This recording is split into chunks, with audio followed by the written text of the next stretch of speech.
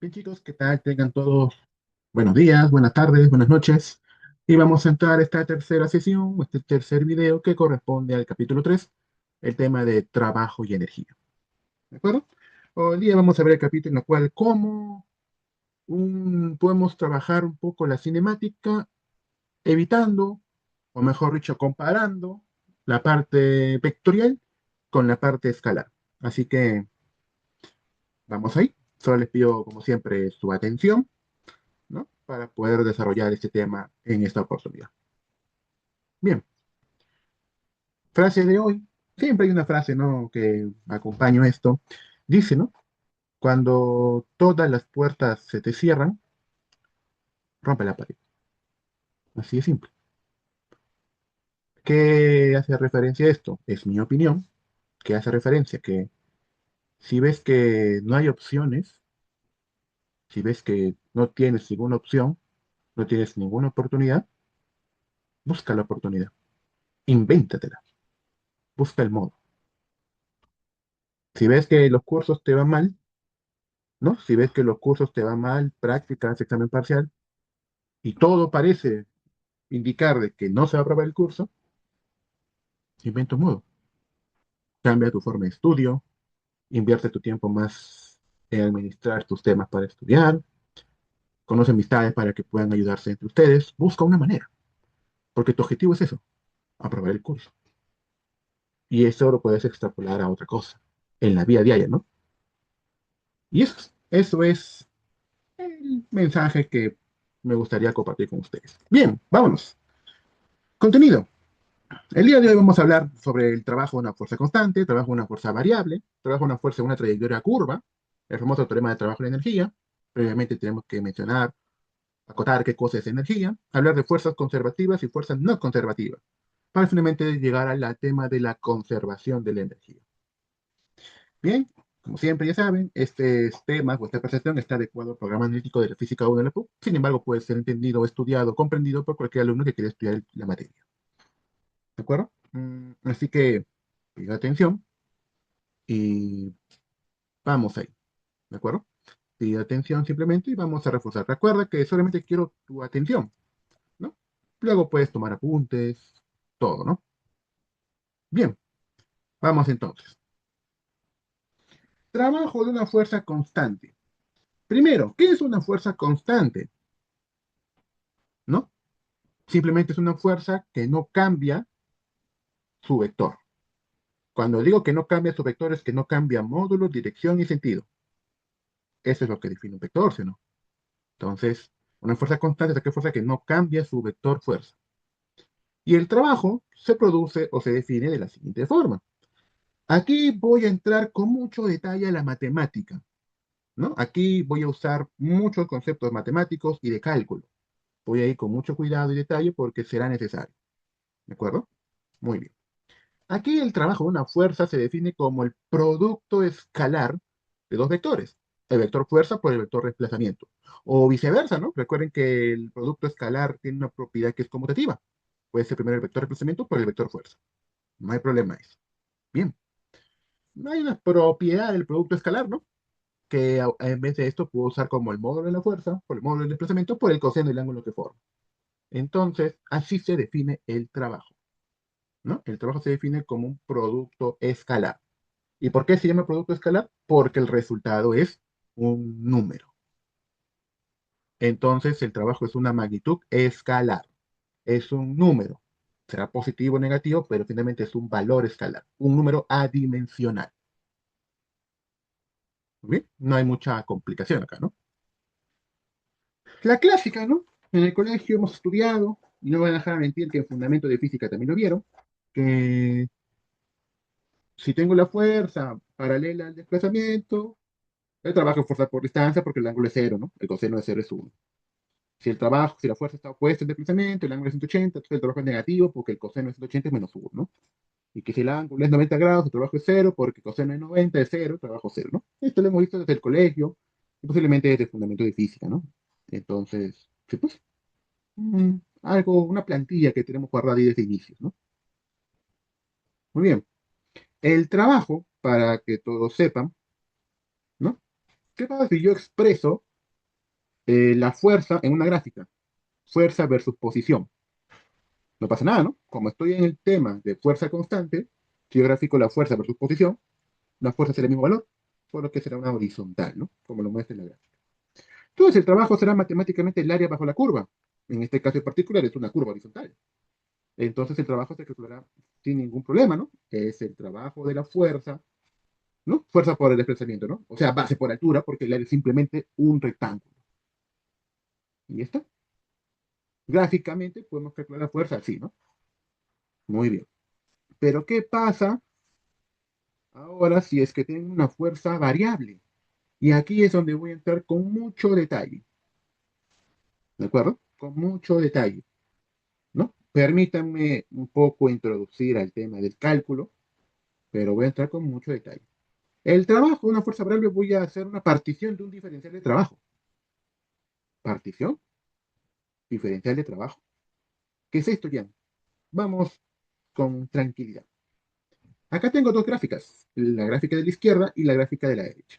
En la gráfica de la izquierda ustedes observarán que la fuerza ya no es constante, ya no es un único valor que forma una horizontal. Ahora la fuerza es variable. Cuando inicia tiene un valor, pasa a la posición, tiene un valor, aumenta, puede bajar. Entonces el trabajo ahora se vuelve, o la fuerza, mejor dicho, se vuelve una fuerza variable. El trabajo sigue siendo el área bajo la curva, pero ahora la gráfica es irregular, ¿no?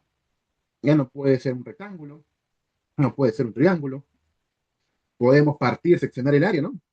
En áreas más pequeñas, podemos triangular el área y hallar una aproximación. Puede ser posible. Pero para eso viene el cálculo a ayudarnos. ¿Qué es el cálculo diferencial? Y propiamente dicho, el cálculo integral. Muy bien, voy a hacer un diferencial de trabajo. Como todo el área es el trabajo, voy a tomar un pequeño diferencial. ¿Qué es un diferencial? Es una partición pequeña. ¿A qué me refiero con esto? Al área lo voy a dividir en rectángulos. Rectángulos pequeños. Esta es una partición. Va a haber varias particiones. Esos rectángulos tienen la misma base, un delta de x, un diferencial de x, ¿no? Y la altura va a estar definida por justamente la fuerza, ¿no? Evidentemente, ¿no? Va a haber diferenciales que tengan una fuerza de una magnitud, va a haber diferenciales que tengan una fuerza de otra magnitud, ¿no? Los diferenciales no tienen la misma altura.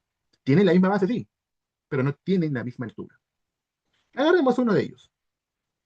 ¿Cómo se calcula el área de esta pequeña partición o diferencial? Fácil, ¿no? La fuerza que en ese momento le corresponde, que es su altura, por el diferencial de x, o por la diferencia de x. ¿No? Esta fuerza por diferencia de x genera una diferencia de área, un área pequeña.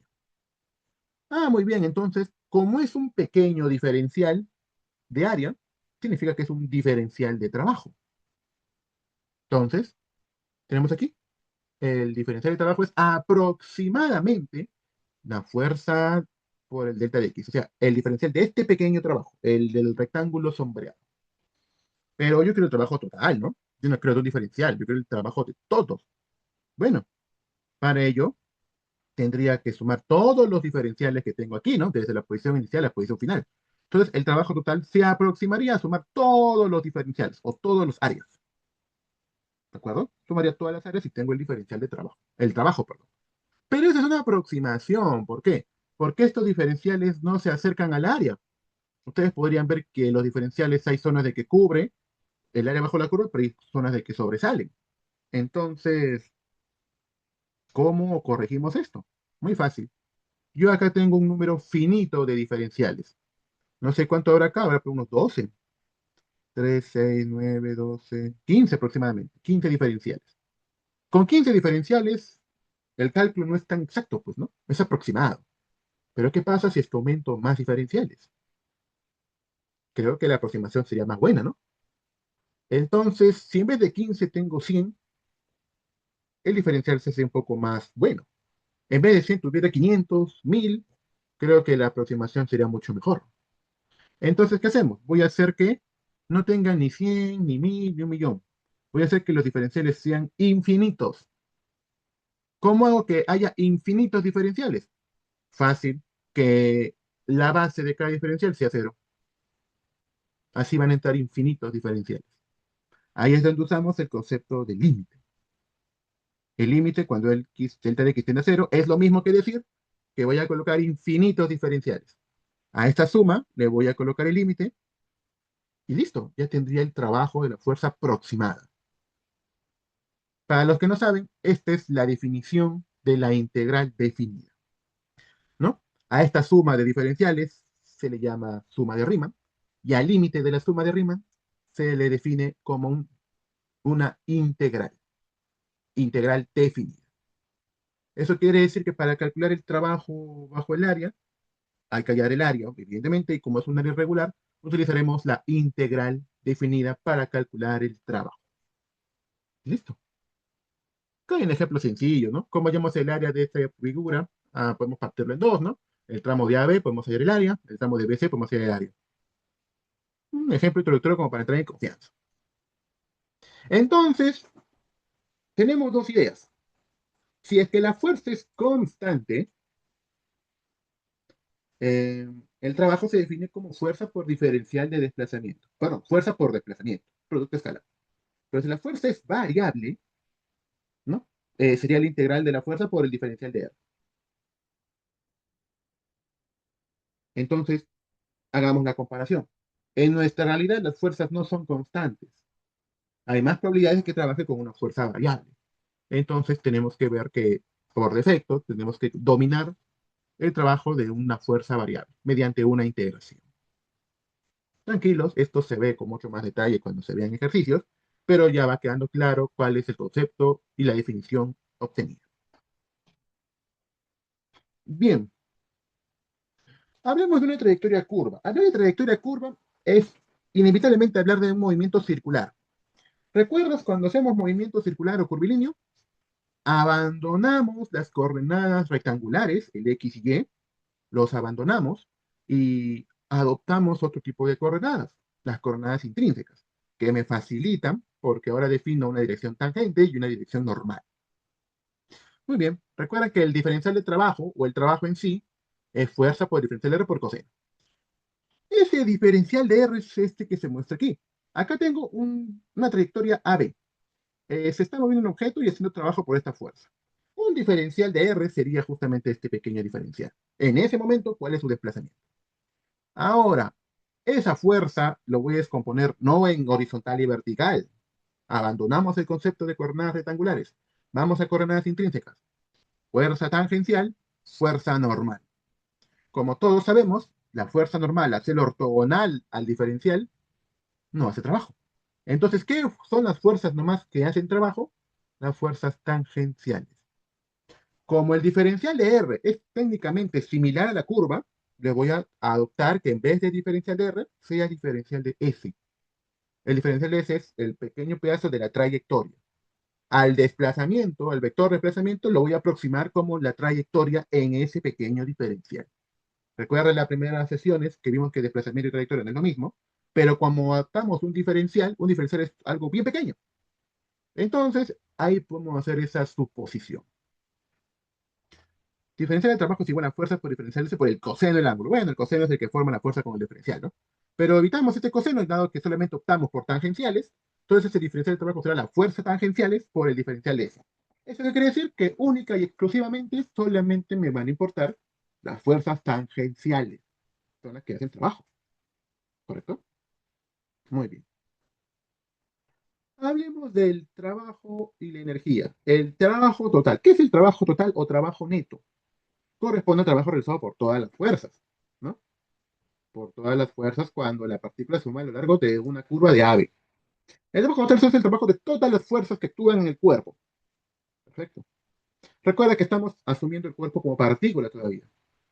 ¿De acuerdo? O sea, tendré que hacer un DCL para ver todas las fuerzas y hacer la contabilidad de los trabajos actuantes. Luego tengo la energía cinética. Corresponde al trabajo realizado por todas las fuerzas. La partícula se repite el texto, no. Corresponde a la partícula que se mueve a lo largo. Acá hay un error de tipeo. Vamos a borrar, voy a ignorar esa parte. Acá hay un error, no se dieron cuenta. Es las disculpas del caso.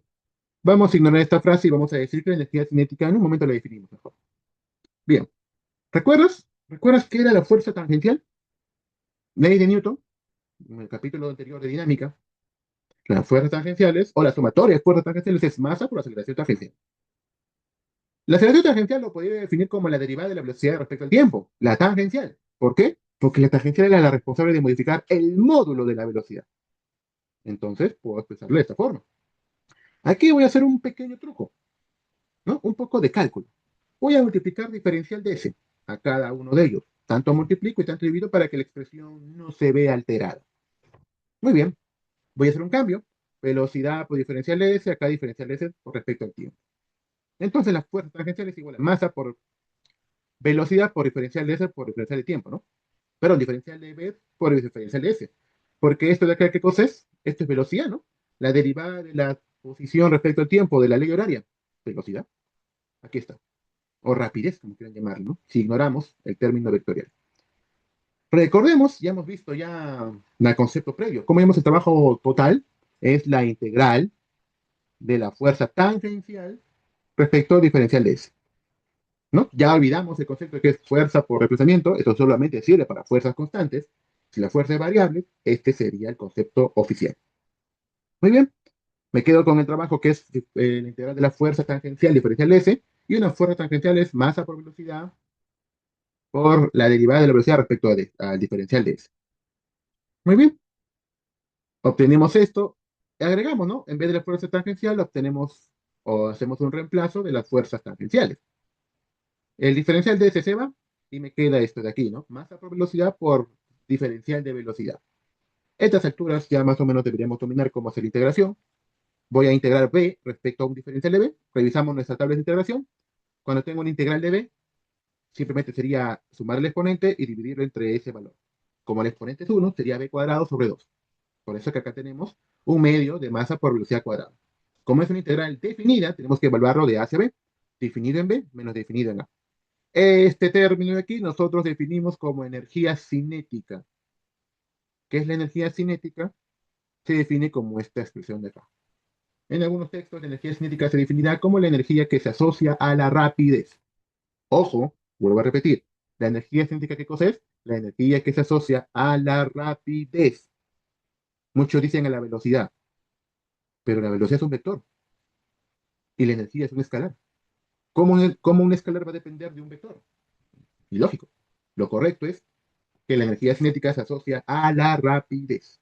Y listo, tenemos el famoso teorema de trabajo de energía.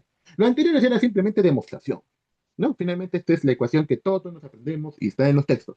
El trabajo total de CAB es igual a la cinética en B menos la cinética en A. Y listo. No hay mucho misterio. Hablemos de la energía. Nosotros en la mecánica definimos la energía de dos tipos, la potencial y la cinética. La cinética ya fue definida, ¿no? Ya hemos definido la cinética en la diapositiva anterior. Ahora definamos la potencial. La energía cinética se asocia a la rapidez. La energía potencial se asocia a la posición. ¿Ven la diferencia? La energía cinética se asocia a la rapidez. La energía potencial se asocia a la posición. Veamos eso. Nosotros en el curso vamos a ver dos energías potenciales, la gravitatoria y la elástica. La gravitatoria se define como masa por gravedad por la coordenada y, la posición del objeto respecto a un nivel de referencia. La energía potencial elástica se define como un medio de constante K por X al cuadrado, donde X es la deformación de resorte. X, la deformación, la posición respecto a una posición de equilibrio. Estas energías están asociadas a la posición, la potencial. La cinética asociada a la rapidez. Quédate con esa idea. Bien, entonces, ahí viene la energía, pues, ¿no? Supongamos el bloque básico, ¿no? El resorte está sin deformar, no hay ningún tipo de energía. Pero si yo lanzo yo comienzo a comprimir el bloque, ¿no? Yo comienzo a comprimir el bloque está obteniendo energía potencial elástica, ¿no? Potencial, así resumido. En total, la energía total es la misma, ¿no? Y luego cuando lo suelto y el bloque sale disparado, ya la potencial deja de existir y esta potencial se convierte en cinética, ¿no? La energía total sigue siendo la misma, solo que pasó de potencial a cinética. Y de cinética puede pasar a potencial y así sucesivamente. Energía potencial y cinética se pueden ir balanceando. La pregunta del millón es la siguiente, ¿no? Jan, ¿cómo pasamos de no tener ningún tipo de energía a haber energía. ¿La energía se crea de la nada? No, ¿no? Recuerda la primera ley de la termodinámica. No la ley cero, la primera. La energía no se crea ni se destruye, solo se transforma, ¿no? Para los que no han visto, para los que no llevó termodinámica, les recomiendo ver las leyes de la termodinámica. Sería interesante hacer un video de la termodinámica, puede ser una propuesta. Entonces, ¿qué dice esa ley? La energía no se crea ni se destruye, solo se transforma. Y entonces, ¿dónde está la energía? ¿De dónde salió? La energía no es que ya salió de la nada. ¿Cómo el bloque llegó a este escenario? Porque hay un agente externo, hay una mano, hay algo externo que realiza trabajo para que se produzca esta energía. Si no fuera esa mano, si no fuera ese agente externo que dejó el bloque ahí, nunca hubiera pasado este balance de energías. ¿Listo? Fuerza conservativa. Una fuerza conservativa, su nombre lo dice, conserva. ¿Pero qué conserva? La energía. La energía es una propiedad de los cuerpos, es algo bien abstracto la energía, es algo matemático, la verdad. Si entramos un poco a profundidad, qué es cosa de la energía, no podemos tirar 2 horas simplemente describiendo la energía, describiendo las simetrías del universo, cómo estas variables se mantienen constantes, un sinfín de contenido. Sin embargo, seamos realistas, para nosotros, la energía es una propiedad que se debe mantener constante, o es el objetivo. Entonces, el trabajo, ¿no? Una fuerza será conservativa cuando permite que la energía se conserve. ¿Cuál es el requisito de que una fuerza sea conservativa? El trabajo invertido por la fuerza sobre la partícula es independiente de la trayectoria, por ejemplo. O el trabajo invertido por esa fuerza a lo largo de una trayectoria cerrada, ¿no? Se hace. También. Y algo importantísimo, el trabajo de una fuerza conservativa es igual a menos la variación de su energía potencial. Toda fuerza conservativa está asociada a una energía potencial. ¿De acuerdo? ¿Cómo es eso, Ian? Ahorita vamos a ver. Este es un concepto muy poderoso que dice, una fuerza conservativa, la que permite conservar la energía, esa fuerza conservativa, proviene de la gradiente de una función escalar. Ahí vienen dos preguntas. ¿Qué es función escalar? ¿De qué función escalar hablas? Y otra pregunta más interesante. ¿Qué gradiente?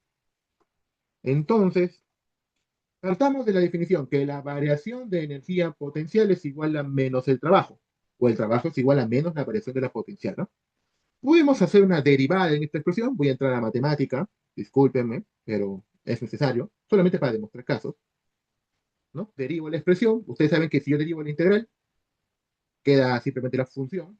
Recuerden que la derivada y la integral son procesos inversos, por eso que el resultado de la integral es antiderivada, lo comentamos en el capítulo 1. Si yo tengo una integral y derivo esa integral, es como si la derivada con la integral se simplificara. O si tengo una derivada e integro, es como si la integral simplificara la derivada. Entonces, si yo derivo esto, la integral con esa derivada se simplifica y me queda fuerza por el diferencial de x. Y yo voy a tener la potencial derivar, ¿no? Voy a tener un diferencial de u. Ah, perfecto. Entonces la fuerza es igual a quién? A menos diferencial de u respecto al tiempo.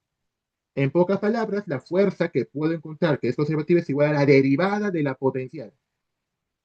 Si lo llevamos a una fuerza vectorial, porque recordemos que las fuerzas son vectores, ¿no?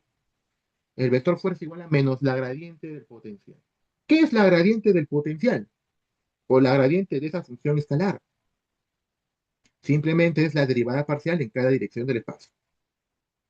Hagamos unos ejemplos. Supongamos que tengo la fuerza elástica. ¿La fuerza elástica de dónde proviene? De su energía potencial. O sea, menos la derivada de la potencial elástica, ¿no? Acá está la energía potencial elástica, un medio de k por x cuadrado. Si lo derivo respecto a x, derivamos, ¿no? El un medio de k sale de la expresión porque es constante, derivo x cuadrado. El exponente baja, el x cuadrado se convierte en x, se simplifica el 2, la fuerza elástica queda menos k por x. ¿Y esto no es la fuerza elástica, la ley de Hooke? Sí, pues, esa es la ley de Hooke, efectivamente. Muy bien. Luego, para la fuerza gravitatoria, ¿cómo encuentro la fuerza gravitatoria? Menos d de u, menos la derivada, ¿no? De su potencial gravitatorio. Respecto a y, ¿no? Acá tengo mg por y, la derivada respecto a y, ¿no? Acá hay que corregir el respecto a y. Si derivamos respecto a y, me queda mg, menos mg. ¿Eso no es el peso? Efectivamente, si las fuerzas son conservativas, como el caso de la elástica y la gravitatoria, entonces significa que provienen de la derivada de su función escalar. En este caso, la energía potencial. En general, entonces, toda fuerza proviene de esa derivada. Si son derivadas en tres dimensiones, se denominará gradiente, ¿no? Que no es nada más nada menos que la derivada parcial, ¿no? En cada dirección. ¿Listo? Bien. Hablemos de las fuerzas ahora no conservativas, ¿no? Las fuerzas no conservativas son pues las que dependen de la trayectoria y disipa energía. La fuerza no conservativa no logra mantener la energía constante, hace que la energía cambie. Más específico, hace que la energía disminuya, lo que significa como una pérdida, ¿no? Acá tenemos, por ejemplo, el trabajo, ¿no? De la fuerza de un tramo a dos. Voy a separar en dos tramos. El trabajo total va a ser igual al trabajo de las conservativas más el trabajo de las no conservativas, ¿no? Por ejemplo, ¿no? Nosotros conocemos que el trabajo total, según nuestro teorema de trabajo de energía, es igual a variación de la cinética. Perfecto. Ustedes saben que la fuerza no conservativa, el trabajo es igual a menos la variación del potencial. Perfecto. Y la otra integral simplemente le llamaré trabajo de las no conservativas. Si este menos delta de U pasa al otro lado sumando, sería variación de cinética más variación del potencial. Esto no es energía total, efectivamente. El trabajo de las no conservativas es matemáticamente igual a la variación de la energía total. Si la energía se mantiene constante, no hay variación. Cero significa que no hay trabajos no conservativos. Pero si hay diferencia, y en especial va a ser negativa, porque es pérdida, significa que si hay trabajos no conservativos, que son negativos.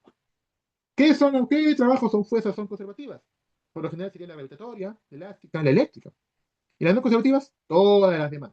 La fricción por defecto, la resistencia del aire, la tensión sobre una cuerda, el motor o propulsor sobre un cohete, el empujón jalón de una persona, como la reacción o una normal, ¿no? Eso sería una fuerza no conservativa. Y luego la conservación de energía, ¿no? Llamémoslo energía mecánica, la suma de la energía cinética y potencial, evidentemente, pues, ¿no? Entonces, tenemos esto, ¿no? La total es variación de cinética, pero también en el trabajo total sería menos delta de uno si estamos conservando la energía. Son iguales, entonces estos son iguales. Eso quiere decir que la variación de la cinética y potencial es cero. La energía total o la variación es cero. En consecuencia, ya dejemos un poco de matemática, me deben estar odiando. La energía se conserva, significa que la energía mecánica al inicio es igual a la energía mecánica al final. La energía mecánica en el punto A es igual a la energía mecánica en el punto B. Se iguala. Pero para que esto se cumpla, pues no tiene que haber pérdida. Entonces, digamos que no haya trabajos no conservativos. Pues se dice acá, ¿no? La energía se cumplirá si es que uno de los criterios se cumple. Si hay presencia de fuerzas no conservativas, perfecto, no hay pérdida. Pero si hay no conservativas presentes, puede ser, pero que estas no realicen trabajo, porque es el trabajo de las no conservativas lo que disipa energía, ¿no? Básicamente. Y listo. Acá hay un ejercicio, ¿no? Propuesto, ¿no? En el cual se pueden divertir un poco, ¿no? Acá, ¿no? Está el enunciado y la gráfica respectiva para que puedan ustedes motivarse a desarrollar. Listo. Este es el contenido del tema de trabajo y energía para una partícula. Bien, hasta aquí vamos a llegar el día de hoy. Espero que haya sido de su agrado. La presentación el día de hoy ha sido más que todo un repaso. He abundado un poco en conceptos matemáticos, era necesario, la verdad, pero ¿no? Igual ahí tenemos las definiciones físicas que nunca hay que perder, ¿no? Ya hemos visto cinemática de la partícula, ya hemos visto dinámica de la partícula, ya hemos visto trabajo y energía de la partícula. Ahora vamos a abandonar un poco la partícula y vamos a acercarnos un poco a la realidad, partiendo como un sistema de partículas para luego finalmente estudiarlo como un sólido rígido. ¿De acuerdo? Pero eso ya lo veremos en el siguiente capítulo.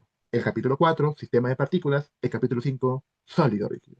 Hasta aquí hemos llegado el día de hoy. Agradecerles por su atención. Si se han perdido algo del contenido, lo pueden revisar en cualquier momento, ¿no? Es un video que pueden avanzar y retroceder como que quieran, ¿no? ¿No? Y eso ha sido, espero que la aplicación haya sido, ¿no? De su agrado. Y me voy una vez más con la frase del día, del día del video. Todas las paredes o todas las puertas se cierran, rompe la pared. No permitas que opiniones cierren tus opciones. Tú crea la opción. Si crees que todo está mal y hay algo que puede ser que esté bien, vete por la opción que se haga bien. Si sientes que todas las opciones te hacen triste, si hay una opción que te hace feliz, pero parece imposible, vete por la opción que te hace feliz. ¿De acuerdo, chicos? Eso es todo. Que tengan todos un buen día y éxitos en todos en sus estudios de sus materias. Hasta pronto.